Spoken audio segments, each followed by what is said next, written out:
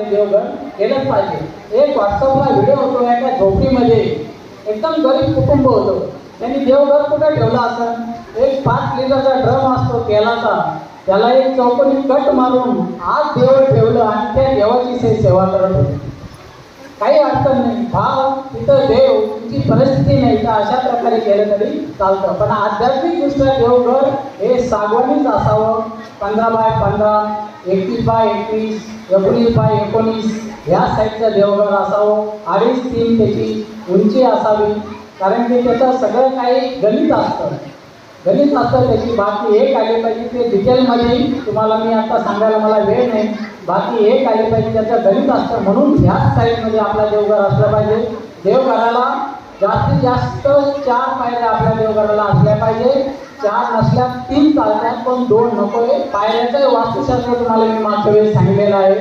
सर्वात प्रथम जे पहिली पायरी असते त्या ठिकाणी मध्यभागी स्वामीचा फोटो आणि मूर्ती दोन्ही पण चालतात, हे लक्षात घ्या। फक्त स्वामीचा फोटो आणि मूर्ती दोन्ही पण चालतात। स्वामीच्या डाव्या बाजूला आपली कुलदेवी, उजव्या बाजूला कुलदैवत खंडोबा, इकडे तुळजापूरची किंवा देव आपली देवी असेल। ही पहिली पायरी आपली या ठिकाणी पूर्ण होती।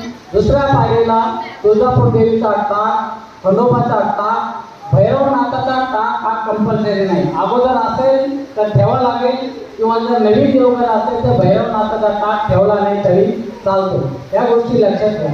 तिसरी पायरी उजव्या साईडपासून गणपती, रंगनाथ, अन्नपूर्णा माता आणि उत्तरेला महादेवाची पिंड। उत्तरेला कैलास पर्वत असतो, शिव महाराजाचं ते कैलास पर्वत आहे, त्या ठिकाणी स्थान आहे, म्हणून महादेवाच्या पिंडीचं तोंड हे उत्तरेला असतं। गणपती बाबा वगैरेच्या सेवा तुम्हाला माहीत आहे। ही झाली तिसरी पायरी।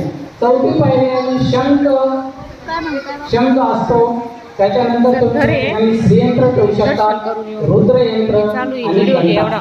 अशा प्रकारे देवघराच्या आपण या ठिकाणी देवाची हे करायची, डबल देव ठेवायचे नाही, फक्त स्वामीचा फोटो आणि मूर्ती चालती। भंगलेले तुटलेले देव या ठिकाणी ठेवायचे नाही।